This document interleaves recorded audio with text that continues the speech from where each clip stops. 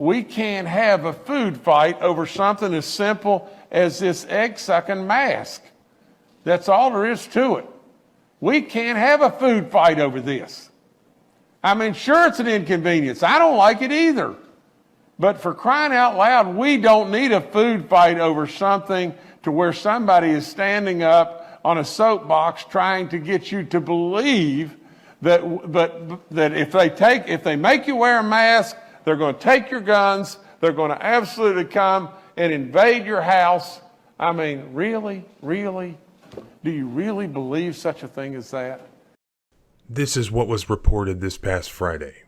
The governor also warned that if business owners don't enforce his rules, quote, the next step will have to be closure. Justice also signaled law enforcement, citing conversations with legal counsel.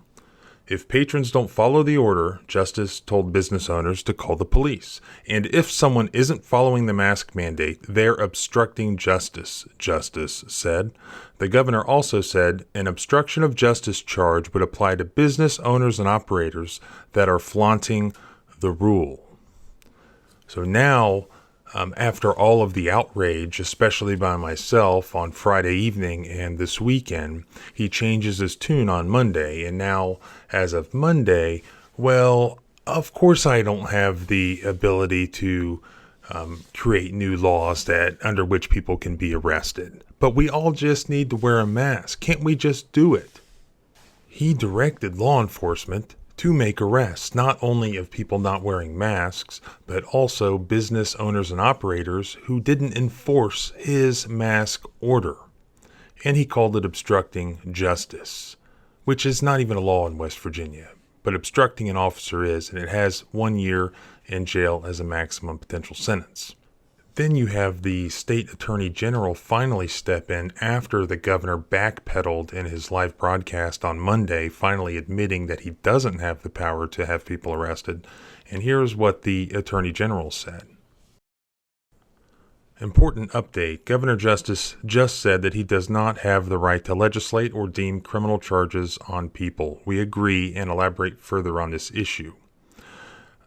Let's be clear, no one is going to send people to jail, and that simply should not be occurring with respect to the governor's executive orders.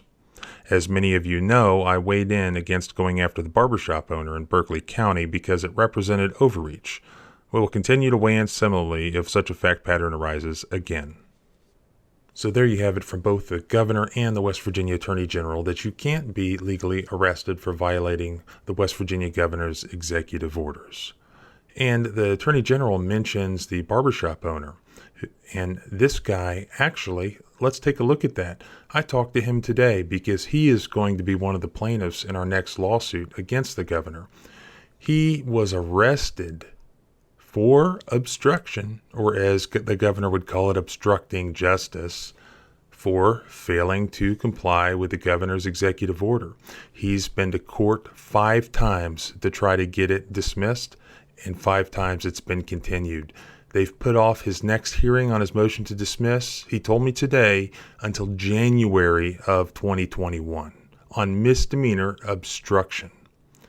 That is somebody who was arrested who is still now being prosecuted.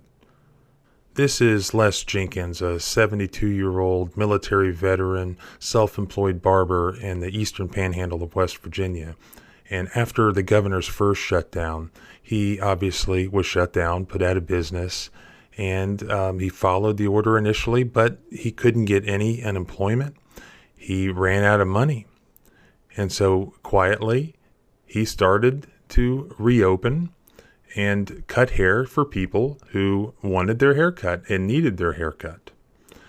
And he cut 7 people's hair, 7 customers' hair, all walk-ins, including several police officers. That was his only day of operation. And what happened after that? 2 sheriff deputies promptly arrived, and they ended up physically arresting him. They took him to jail. He went into a holding cell for 3 hours before being charged with obstructing an officer, released on a $500 recognizance bond. And again, that charge carries up to a year in jail. He's charged with obstructing the investigation of an officer. What is the investigation? It can only be the governor's executive order, which both the governor and the attorney general say is not a crime that you cannot be arrested for. Yet this 72-year-old military veteran was arrested for it and is being prosecuted for it. And the Federalist website did an article on Les Jenkins entitled "West Virginia's Barber Arrest Shows the Failings of the Bureaucratic State." A barber who had been cutting hair for more than 50 years never set out to make a stand. He just wanted to pay his bills.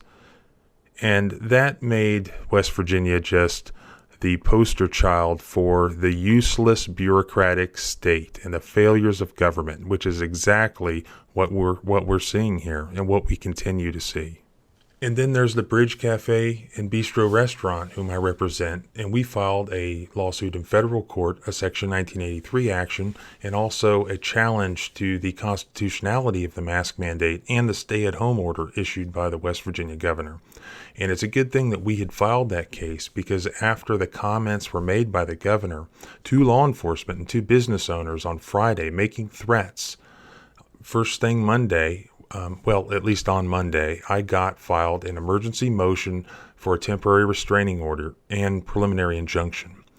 And yesterday, the Southern District of West Virginia, a federal judge, ordered the governor to respond by Thursday and set it down for hearing in federal court in Huntington, West Virginia at 10 o'clock in the morning on this coming Monday. And so it's possible that the federal judge will consider striking down these unconstitutional mask mandates. So as you saw, the West Virginia governor mocks me and mocks those who stand with me, who complain that he has not followed our state constitution, that he has acted in the form of a dictator, that he has totally excluded the legislature. He mocks us for it. And he says that because there is a safety threat, that we should just shut up and let him do whatever he wants to do. Well, the fact is he doesn't consider the fact that he only has a couple more years and he's done. There will be another governor. He doesn't even know who that's going to be. Does he trust that person to do whatever he wants in violation of the Constitution? No. That's why we always protect constitutional rights. It's not just about that particular issue. It's about all the issues to come. It's about preserving our republic, our rights for our children and our grandchildren and their children and their grandchildren. If we don't do it, they won't even have the option. It's not about coronavirus. It's not about masks and whether they work or they don't work. It's about the process. It must be constitutional. If people disagree about the effectiveness of masks, then that's why we have elected representatives in our legislature. They can argue about it. They can decide it. They can decide whether to create law. A governor cannot do that.